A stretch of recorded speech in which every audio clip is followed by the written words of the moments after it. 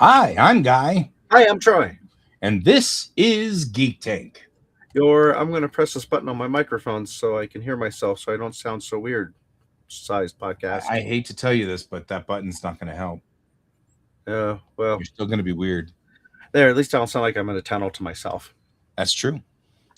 All right. And my camera has decided to go like super something. Overexposed. Yeah, it's super exposed. Stop exposing yourself on film. I'm exposing myself. And I don't think I'm getting any better by doing this. Huh. Is it auto? Is it the wipeout? Oh, well, now I'm all pink. That didn't help me any. All right. I can turn the brightness down a little bit less. There we go. A little better. So, yeah. Oh, it's getting so hot in here. Okay. I think you went over your radiation level. You know what? This has become a rad podcast. The Exposed Geek Tank. There we go. All right, that's better. That's better. I don't know what happened, but my camera defaulted back. And that's fine normally, except when I turn on all the lights for broadcasting, after it has decided what the lighting level is in this room, then it's like a little overexposed. But we got it fixed. We're back on. I feel good. I see. Well, cool. Right. There we go. We're done. So, what did you guys talk about last week? Last week was... Oh, we didn't talk about anything last week because we weren't together. Oh, okay. I thought you and Alex were doing a show without me. No, it was the week before. Okay. I think. Could have been. I don't remember anymore. You know what we could talk about today, though? We could talk about memory. I don't remember.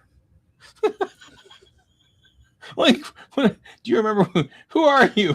Why do you keep showing up on my screen? Well, the good news, that means we probably won't say anything that we've already said from last week's show. Yeah, that's true. That's true. We are. So, supposedly March 15th, we're going to find out something Firefly related. Yeah, have you been watching the videos? I haven't been watching the videos, but it's interesting that there's no official announcement of anything yet, so it's all just intense speculation. Yeah, well, I mean, but Nathan is definitely drumming it up. So I actually listened to the podcast Once We Were Spacemen. Yeah. And they haven't been talking directly on that, but they have now had Summer and Gina and who else do they have? They've had they keep getting people.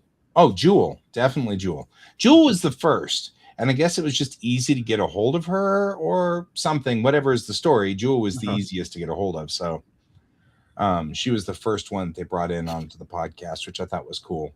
And I learned a lot about Jewel that I didn't know. Like she'd been in the industry since she was like 8. And so when she shows up, and for those of you who are not familiar with Firefly, Jewel State plays the engineer, or Kaylee.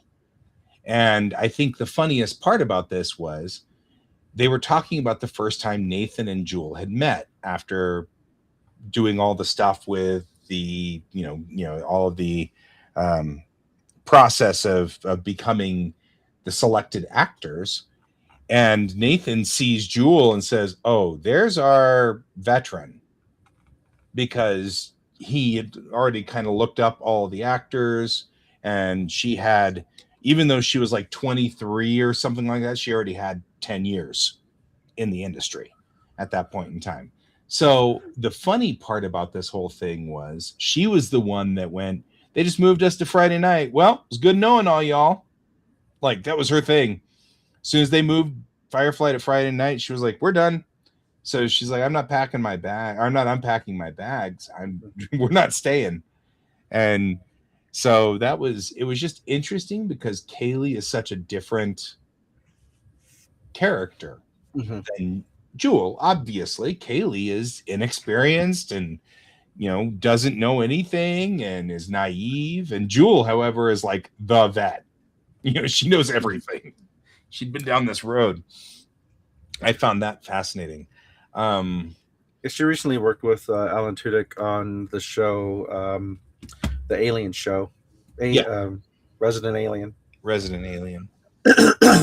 Which that was interesting too, because that show was canceled during their recording of Once We Were Spacemen. So it was Nathan talking, and Nathan's like, we're at a convention, and isn't this cool? And then it's like, oh, so Alan, heard you got some bad news. It's like right there on the con floor.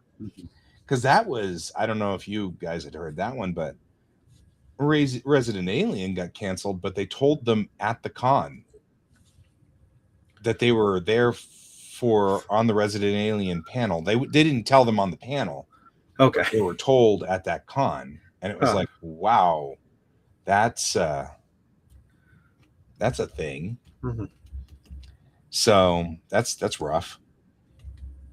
That was interesting. But yeah, I've been listening to this podcast. I highly recommend it. If you guys are fans of Nathan Fillion and Alan Tudyk, I highly recommend Once We Were Spacemen.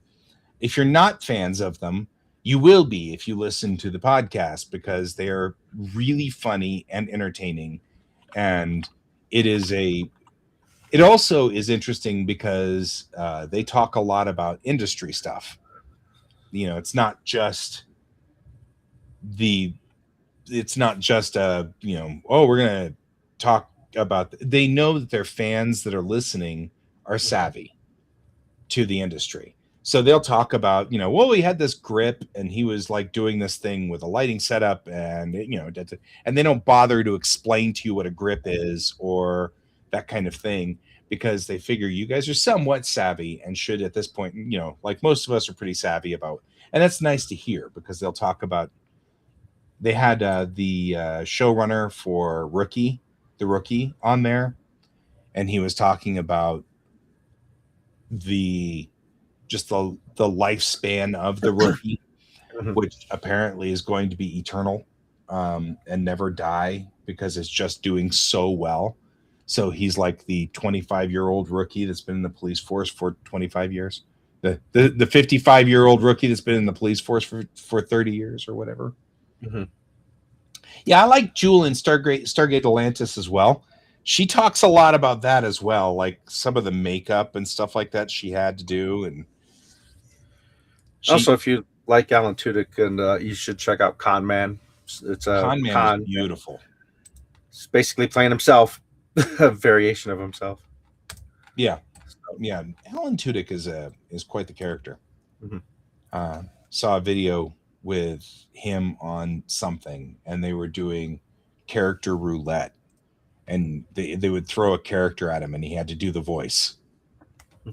Because interesting, Nathan has pointed this out, that Alan is more of a voice actor now than he is a on-screen actor. Even though he's known on screen, he keeps ending up on all of these things. The Firefly cast still talks to one another. They're very close. It's actually kind of cool. The reason why Nathan's been able to shoot these videos with all of the cast members of Firefly is because they still hang out. They're not in the same place. Like Sean Mayer is in Michigan. He's in Detroit now, and he's married and he has kids and everything like that. And Sean and Jewel are really close, so they talk to each other a lot. Summer has 2 kids. I didn't know that either. But what's so weird about listening to Summer on the podcast is she sounds the same. So she doesn't sound more mature. She still sounds like she's 17. And there she's talking about she's got 2 kids and one of them's in high school. And you're like, you're in high school, Like, how do you have a kid in high school? But Well, that happens a lot. yeah. Anyway, Haha. but yeah, it's kind of cool. She's retired out from acting and retired a long time ago. And so she doesn't do the acting anymore, but they said that or she said it on the podcast, if there was a reason to come back, she would. The only reason she doesn't do acting right now is because she's raising a kid, but her kids are now older and she could walk away for a little while now without having real problems. Mhm. So that was just interesting. I'm curious if they're going to be bringing back Josh Whedon, considering the trouble that was going on with him. It's interesting listening to the way that they talk about Joss. Yeah, That's fascinating to me. they dance around it. Very They vague. dance around it. They really do. They dance around it. They don't talk about it. Especially since Joss's trouble, if you guys are not familiar with it, is that it has come out that he was pretty inappropriately cruel to his actors, but not sexually, just mean. He was, very mean. And they still talk about him with a positive feeling, but they don't go into detail about it. So I don't know Yeah, the battle. it's not as documented as it is on Buffy. Yeah, So, it's not. And it may just be that they didn't have enough time. In other words, they weren't there long enough for him to get stressed out as much, because I got the impression it was a stress out problem. Like he was, under deadline, and we've got to get this out the door, and um, yeah, yeah, it's not like he was. I mean, there was one comment about never letting him be alone with Michelle Trachtenberg, mhm. but that could be read as, because she was 15, that could be read one of two ways. Because I was thinking about it. I mean, like, the natural way to read that would be he wasn't allowed to be with a 15-year-old girl because he had some kind of tendencies, if you will. But Mhm. actually, it also could be she was the newest and youngest cast member. If he was going to have a temper tantrum and rage, they didn't want him to be in the room with her because she was fragile. She was a little person and a young person. And so that, I didn't think about that until later, because the natural assumption is some kind of interest in underage kids. You know what I mean? Like, that's where you go with your brain. But then as I started thinking about it, I was like, well, it could also have been that, you don't want your 15-year-old kid with her first experience in television to have a director that's raging and calling you names. You know what I mean? Like, that definitely, yeah. And rest in peace, Michelle Trachtenberg. For those of you who are not familiar, she passed away recently.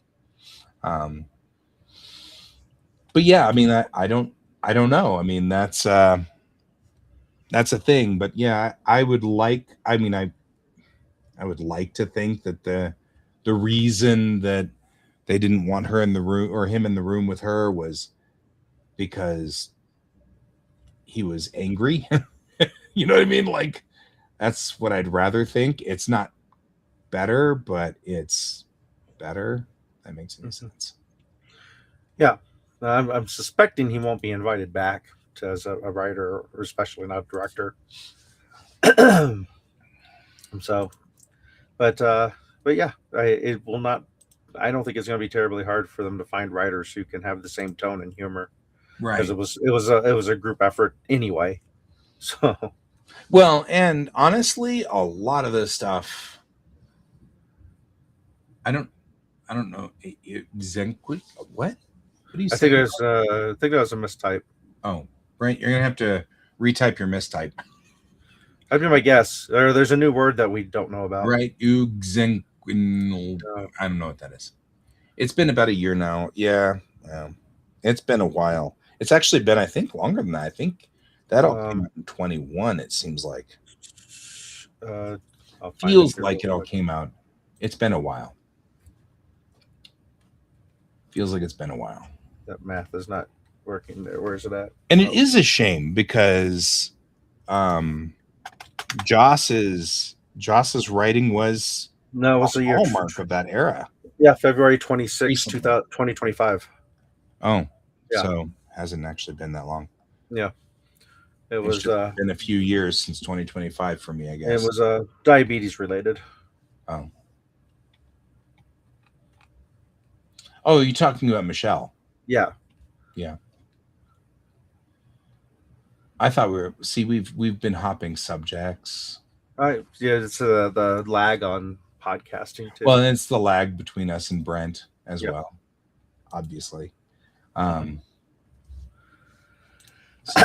So yeah.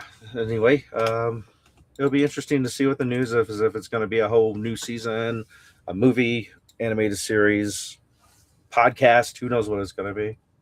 Yeah. But Disney certainly has enough money; they can pretty much do whatever they want with it. Also true.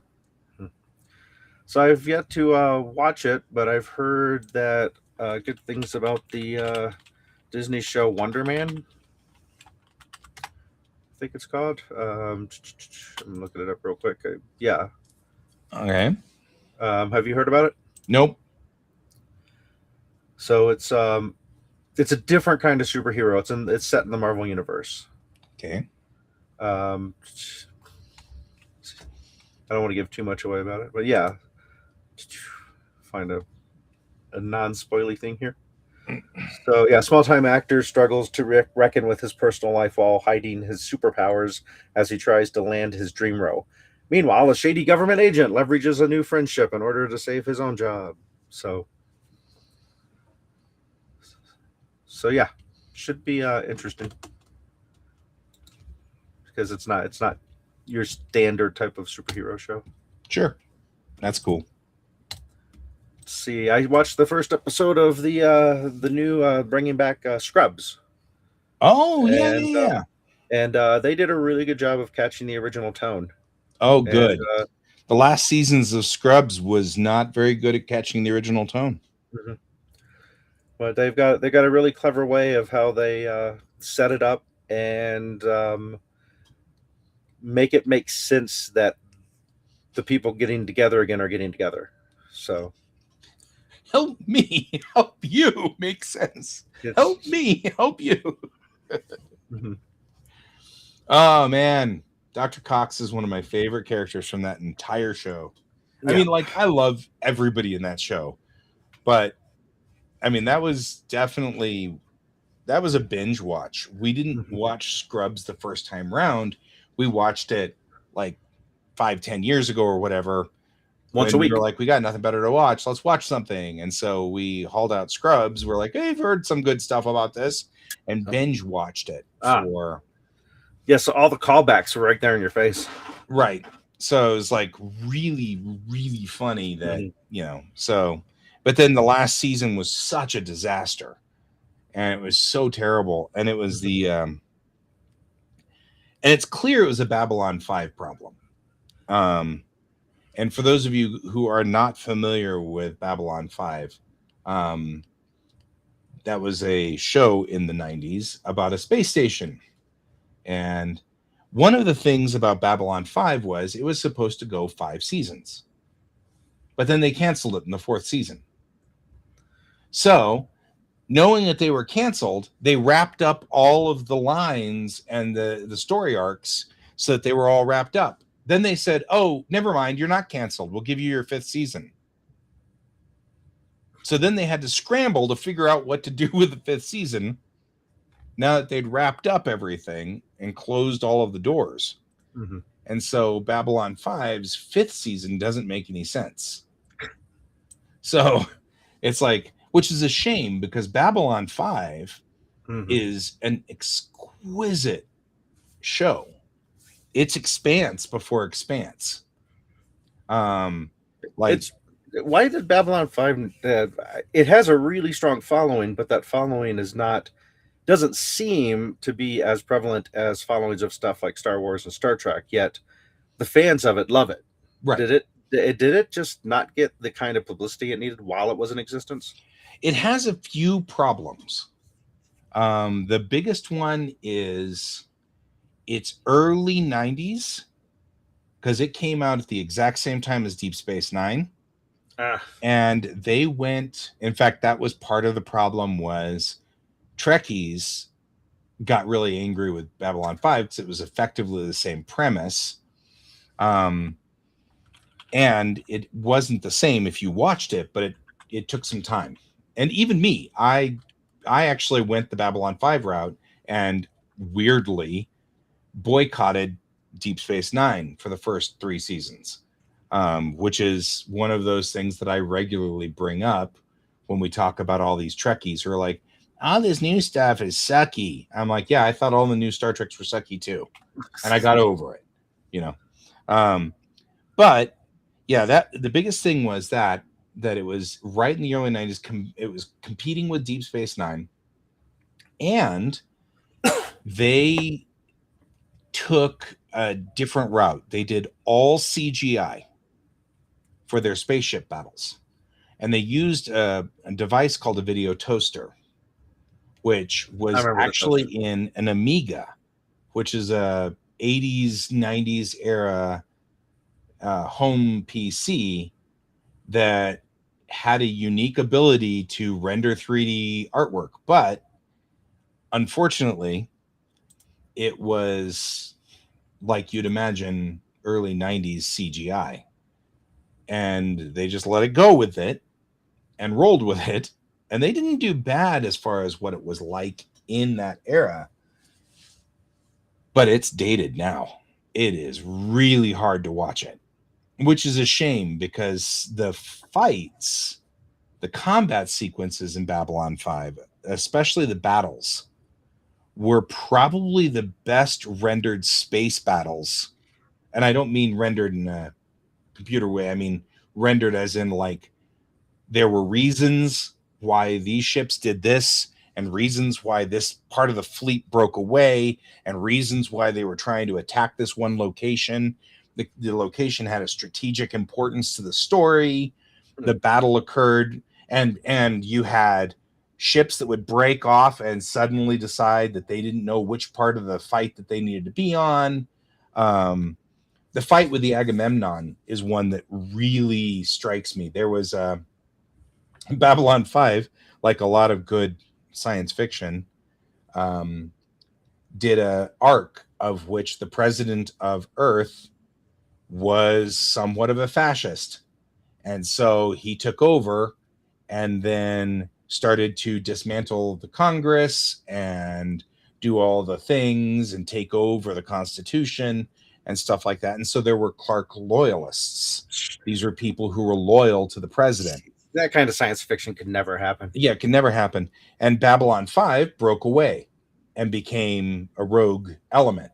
And so there was a civil war that broke out between the rebels, who were the Babylon 5 people, and the Clark loyalists of Earth. And there was this massive battle where they were trying to blockade this planet from getting supplies from Babylon 5. So Babylon 5 had to go liberate the planet. And the battle is amazing because there's all these Earth destroyers.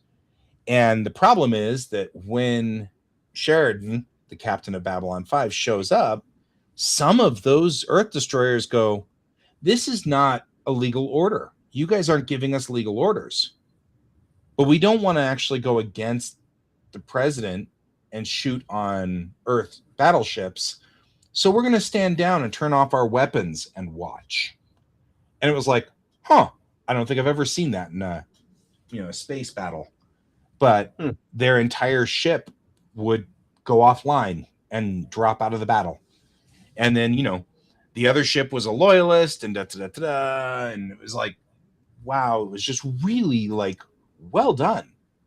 Like they were clearly people who were military advisors working on there, working through what would happen in this battle. Nice. You know, One of the things I'm finding is that it was originally designed, as you said, like to be a long form narrative, Mhm. which made it really difficult for casual viewers just to jump in. Yeah. So if you weren't there from the beginning, you probably weren't going to watch a single episode and go, "Yeah, I'm going to keep watching this," because it wasn't Right. easy enough to go back and catch up on the other episodes back when it was out. And they had a couple of problems with the actors. The actor who played the original captain, Michael Sinclair, that actor had schizophrenia, and he ultimately had to step down because he was having real problems hearing voices, and things were going, and he couldn't understand whether he was getting instructions from the director or instructions from the voices. And Wow. so he ended up having to stand down for his mental health.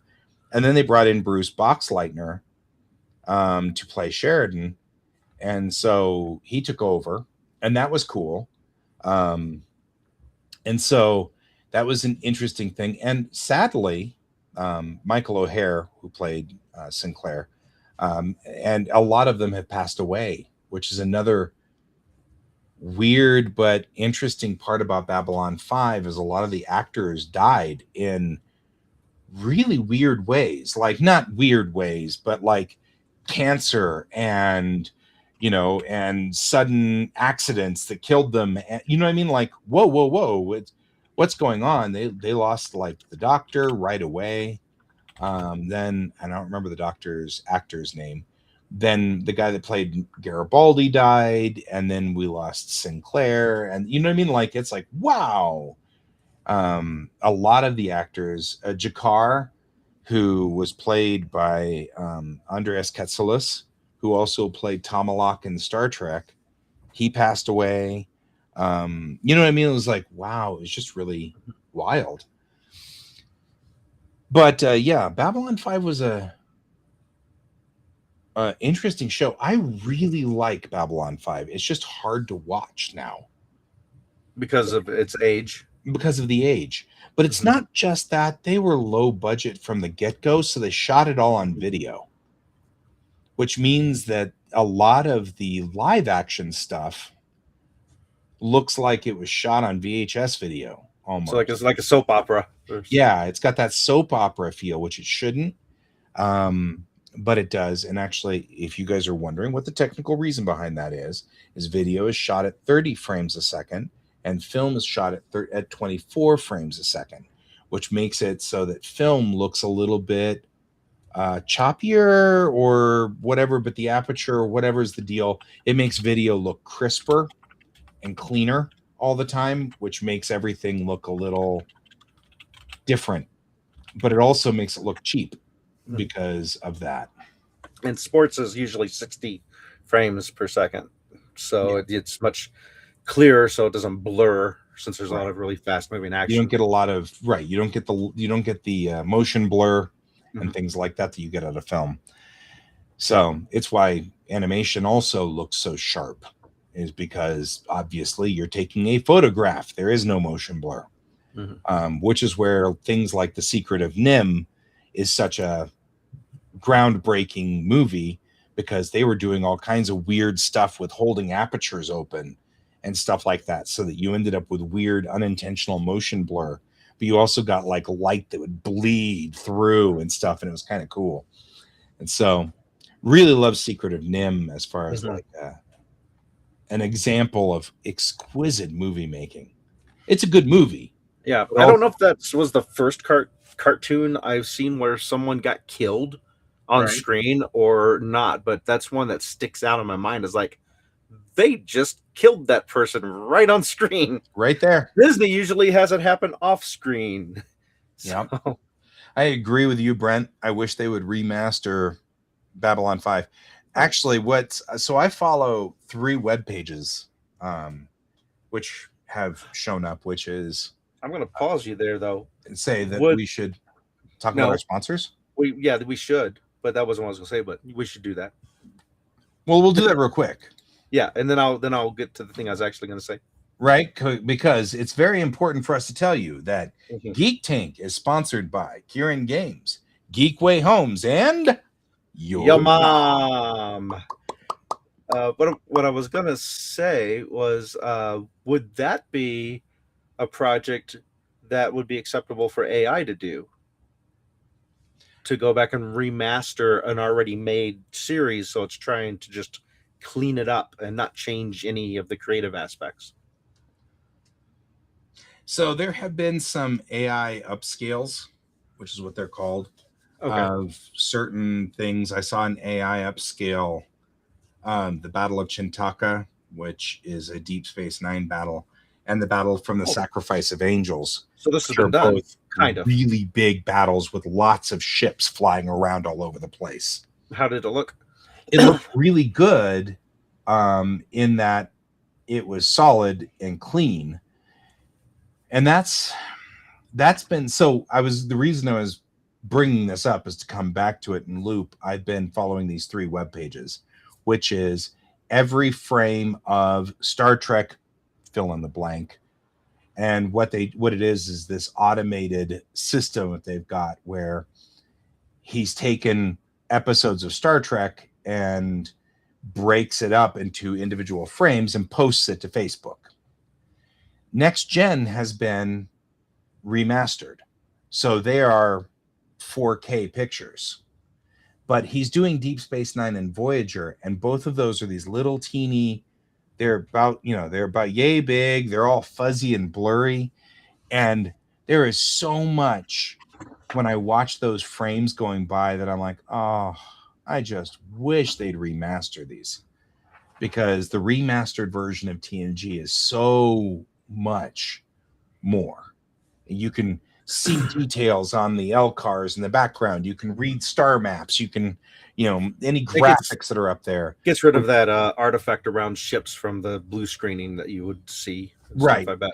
right. And the reason that they don't do that is mostly because Deep Space Nine and Voyager were right at the very end of video and the very beginning of 4K, which didn't start until after those two shows were already well into production and everything like that. So the biggest problem is the Deep Space Nine was shot almost entirely on video at low resolution.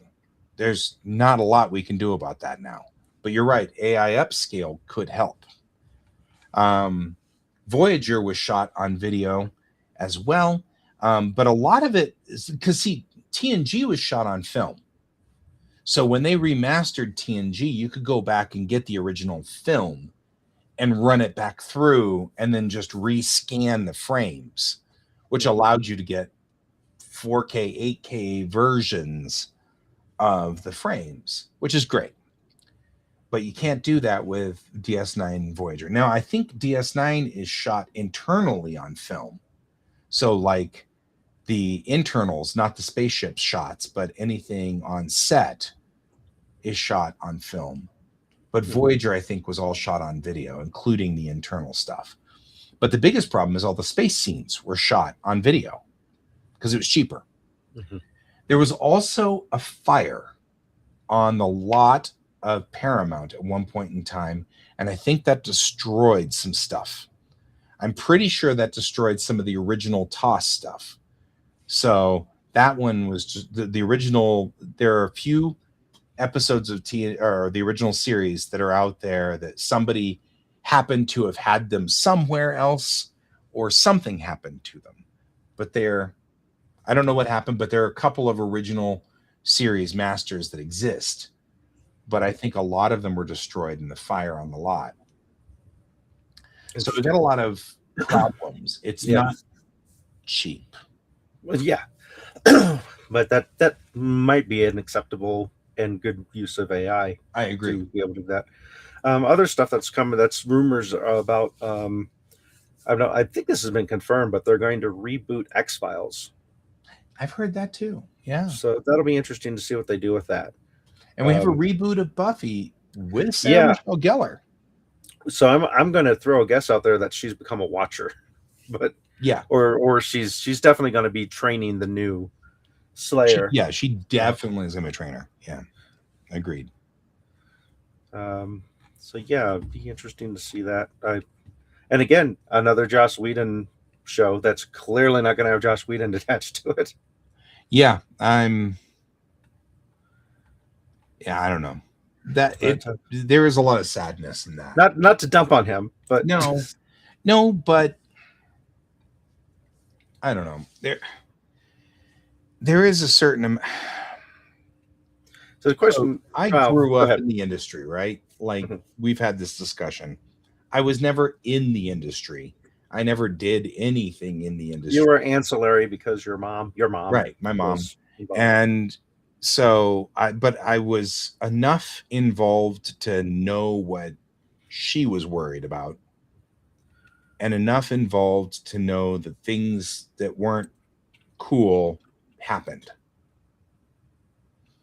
And so this is said in a I know that it was normal during the 70s for the director to come in and yell, scream, rant, and rave at actors. And that was a normal thing. And there was just a certain amount of, if you wanted to be an actor, you grew a thick skin because the directors were going to chew on you. There were other things that I remember hearing mom talk about. It was not abnormal for a director or somebody to come over and adjust clothing on women, adjust their bras, adjust their shirts, as long as it was obviously not clearly sexual in any way, it was accepted as a normal thing.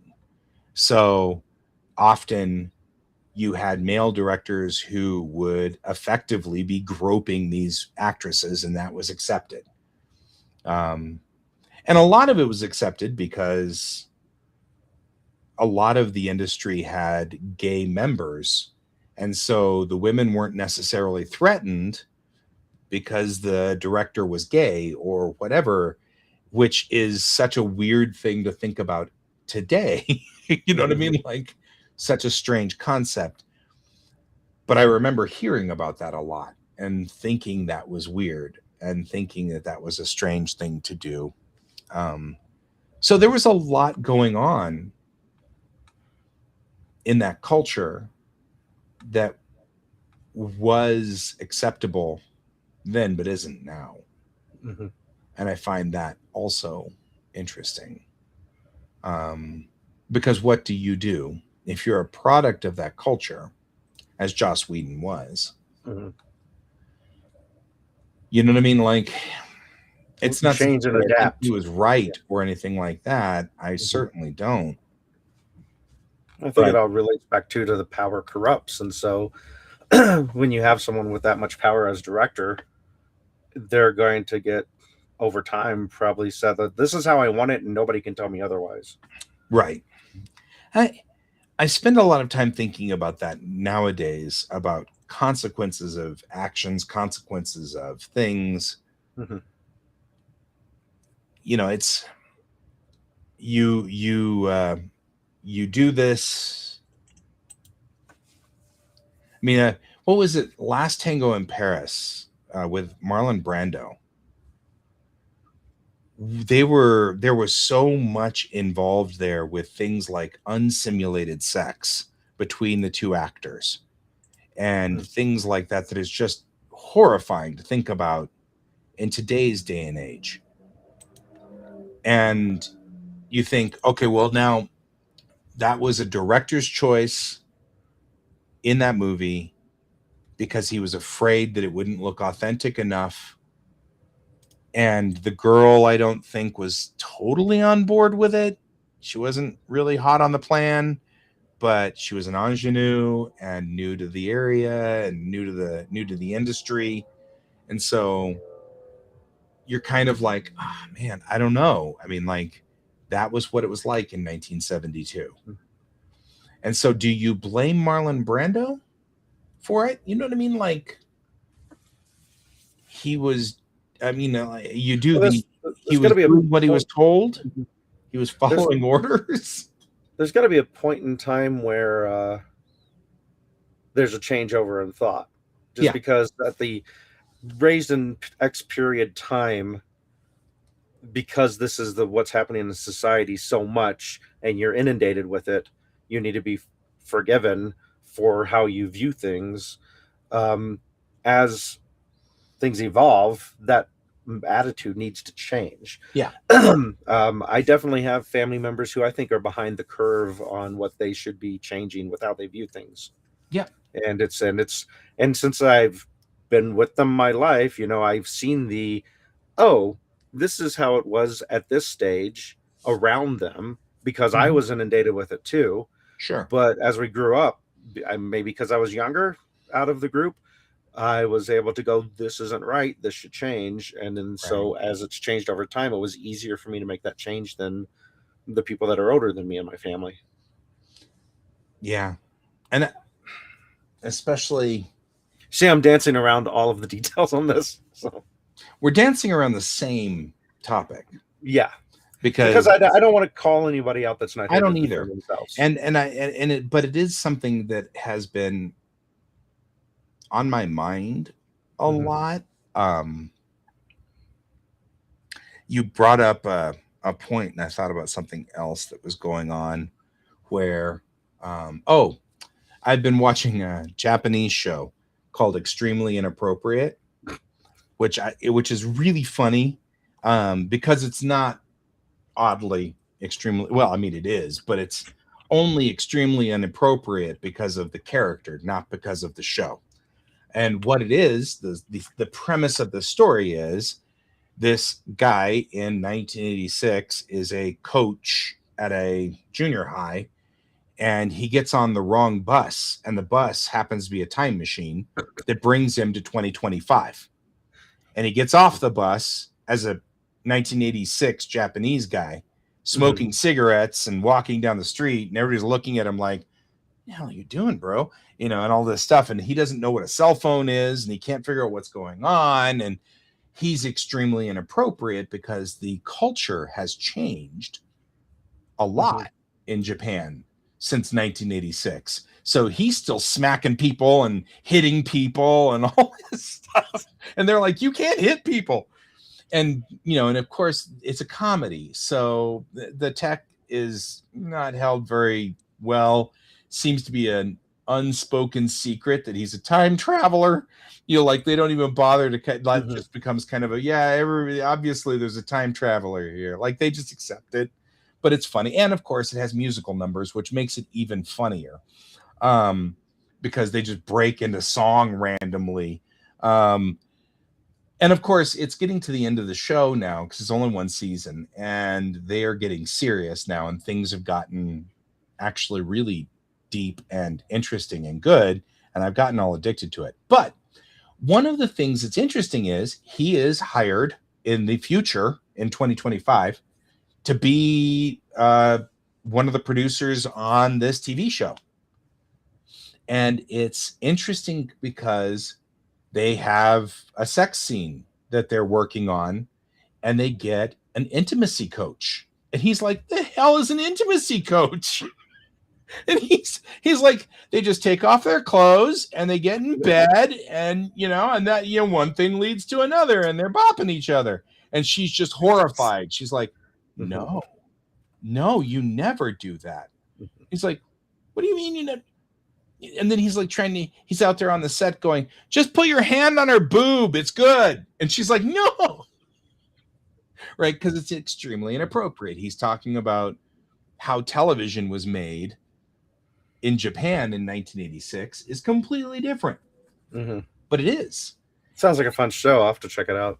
Yeah, it's actually fascinating in all the different ways that they talk about, because they do talk about things like there's a pair of characters that are homosexual, which was absolutely impossible in 86. We did not talk about it. That did not it was worse in Japan than it was here. Yeah, at least So, here they got bosom buddies, but they're still making fun of it because in order for it to be right. there, it has to be done as a joke. So Right. So there, he starts out with all of this and is starting to kind of walk back through it and having to go through this real life in his world, real life Mhm. situation dealing with homosexuality that's not involving him, it's involving his daughter, which doesn't involve his daughter because the reason that he has a problem is because the boy that he wants the daughter to hook up with is actually gay. Mm. And so he's got a problem because he's like, I want, but I don't. And then, his daughter is going off and just trying to sleep with anybody, which Mhm. because she was rebelling in the 86, which was true. One of the things they were having a problem with high school girls and junior high girls in the 80s was that we were burning bras over here and the Japanese were still cracking down hard on the girls. And the girls then would just promptly just break out and go try to sleep with anybody just to get back at their dads. Mhm. And it was such a If my glasses will weird help my camera. pressure. Yeah, there you go. Oh, actually, that That remarkably worked. wow. That worked better than it needed to. So anyway, I'm fascinated by it, but we're back to that same thing of the world is really different now. Mhm. And what's really happening, I think, in the world is that we're finally giving everybody the agency that they deserve. And then we have the people from 86 mentality who are trying to change it back. Right. The people who need you to be what I want you to be. Yeah. To make me comfortable. Instead of just saying, you can be whatever you want to be, Mhm. and that's fine. I think that's the difference between the two types of people we're dealing with. Mhm. We've got a group of people who are like, you know what? I don't care what you do, man. Just get the work done. You know what I mean? Like, Did you did you get your Oreos and my mashed potatoes? No, fine. I don't care then. But You you want can to put stick them your in? Oreos in your own mashed potatoes. Go That's right you. ahead. Go right ahead. That's on you, bro. Just don't put them in my mashed potatoes. We're good. We're Yeah. good. You know, at some point now, I'm going to have to try Oreos and mashed potatoes. Now that I've said that. So we were just discussing the fact that Oreo this particular week, we found out that Oreos have peanut butter Oreos now. Oh. And Okay. at first I was like, no. And then I ate them and I'm like, oh no, this is good. And then I'm sitting there going, I don't know why I think this would be bad. Obviously, there have been commercials all the way back to the 70s about you got peanut butter in my chocolate. You got chocolate in my peanut butter. And like, I don't know why Oreo's never done this before, but oh boy, they're good. Oreos weren't one of the things I tried. A few years ago, I'm like, I can't remember everything I tried. It was like vanilla wafers. I just got a variety of things and just tried it with peanut butter. And Yeah. vanilla wafers and peanut butter is actually really good. Oh, I can see that.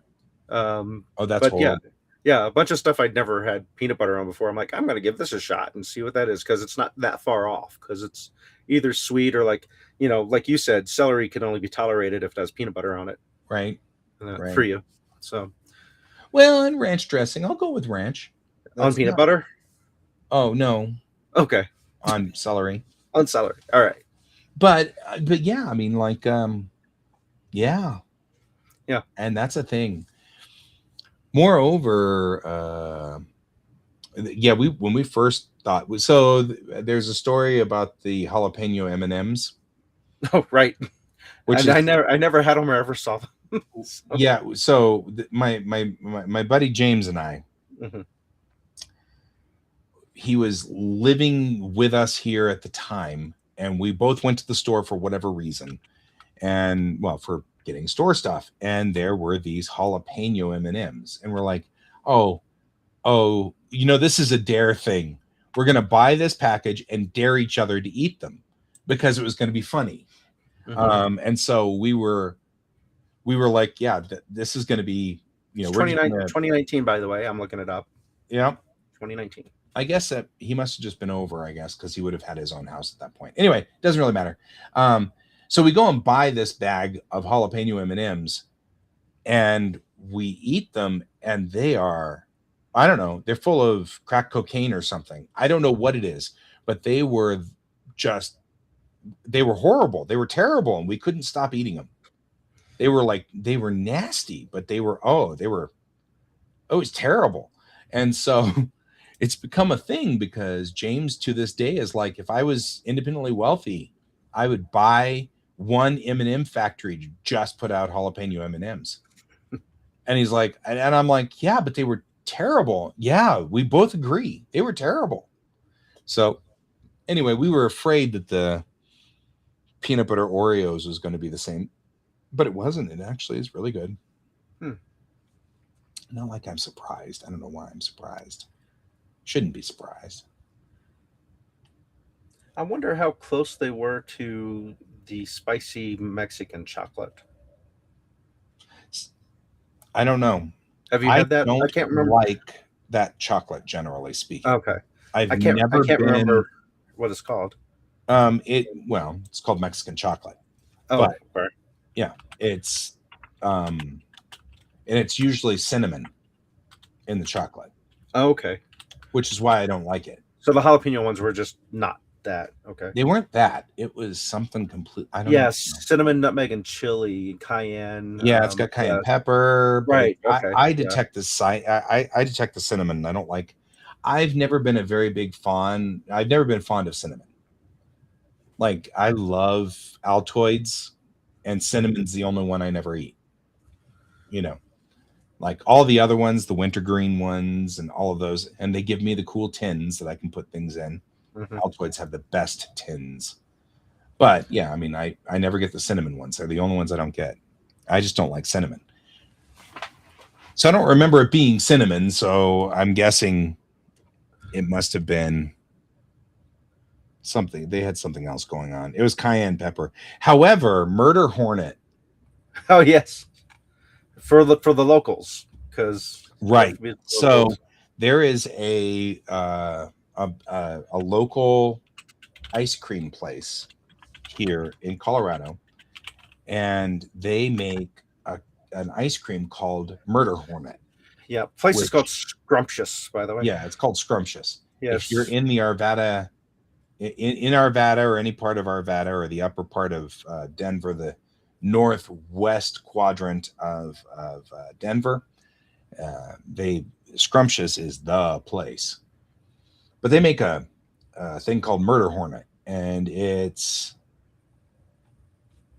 what is it? It's honey and cayenne pepper, cayenne pepper, vanilla ice cream, vanilla ice cream, yeah, chocolate chunks, and chocolate chunks, right?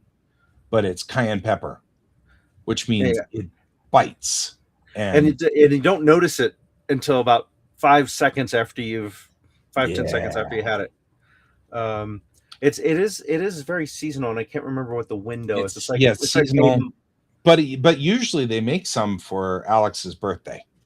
Yeah, well, he'll order it in vats. So. Yeah, they order it. Yeah, so Alex will often get, and I will go in and get me if they're gonna make murder, and it's something where I'm like, I would never like this, and then I do. But you and I, Troy, we are the ones that come from the South in this group, and so you and I have a very high tolerance. I would say above normal. I wouldn't say very high though. Yeah, but it's still. And there's nothing at Taco Bell that I consider spicy. Yeah, right. Well, anything mainstream. I mean, even when I go to Qdoba, I get their hottest stuff, and then the Diablo salsa. Yeah, well, there's no way I'd be able to handle Thai food made as Grandma would make it. Right, that would still kill me. So I think that's the thing is we're good with capsaicin. That's part of it, because I have zero tolerance for wasabi. I mean, just a little bit of wasabi completely makes me have the burning sensation in the back of my head. You know, my vision gets narrow. You know, and I'm like, I'm gonna die. I'm gonna quickly go, yay, a car for bread. Yeah, it's good. You get a car next week. Good to be mobile. Back starting in May, June. Yeah, we'll hang when you get here. We'll totally hang. Play some crokinole. Yep. We play crokinole. Since I'm still going to be here at least through September at this point, if not further at this point. So, but yeah, you and I have always been the hot loving people. Yeah, in this like group. Spicy, I'll give it a try. Yeah, but even we tried those ghost pepper potato chips, and though we could tolerate it, they still tasted nasty. I don't remember who those were, but yeah. You tried it, and then you're like, meh. Yeah. And then you gave them to me, and I went, meh. Yeah. And so we threw them out. But that was a while back. I mean, it's not like I would say that you and I are solid for eating a ghost pepper outright. I think that'd probably be bad. Or Carolina Reaper, probably not a good one either. Yeah, not the direction we would go. No, but I mean, I can eat jalapenos raw and whole. Doesn't bother me. Pickled jalapenos are just delicious. So. Yeah, that's a thing. You know, and habaneros. I'll even take an habanero and eat it raw.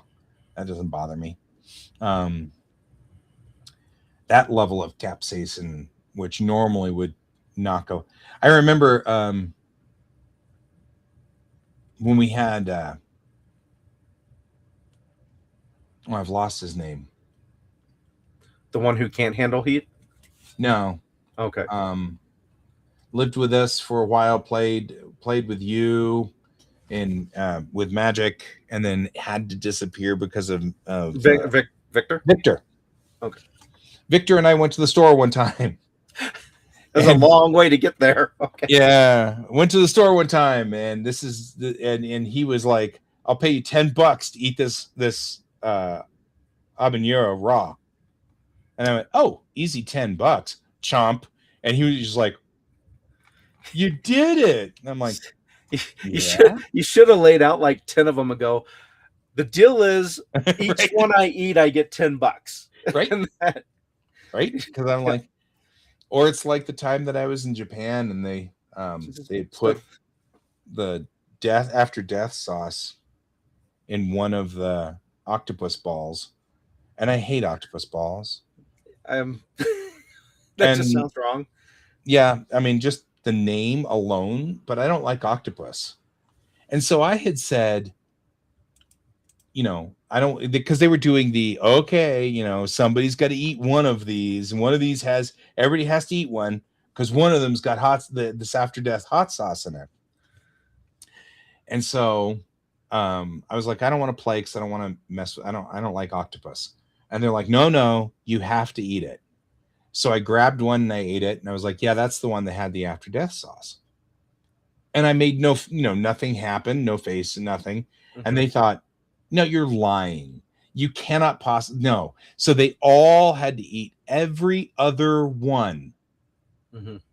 And once they did, they were like, holy crap, that he did eat that one.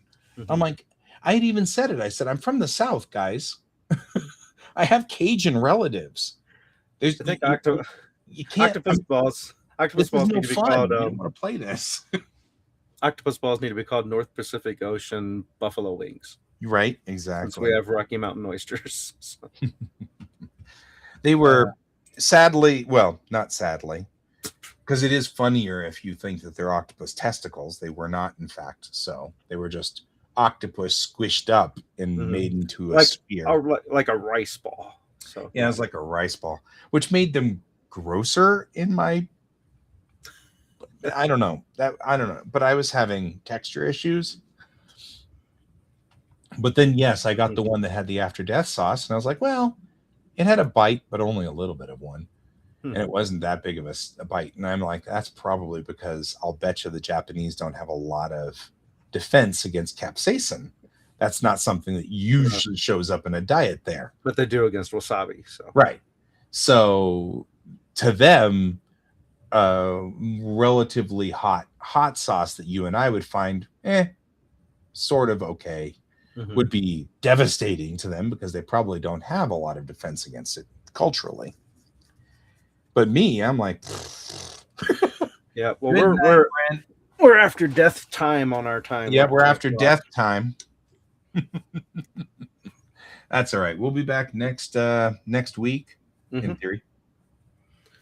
In theory. Let's see, I need my mouse. My mouse needs to be over here somewhere. Squeak, squeak. So I can clear the show. Anyway, well, we'll see you all next week. Thanks for joining us, Brent. Always a good thing to see you. And if anybody else wants to comment at some point in time in our comment section, feel free. But until then, I think we're out of time. So Mm-hmm. till next week, I've been Guy, I've been Troy. and this is Geek Tank.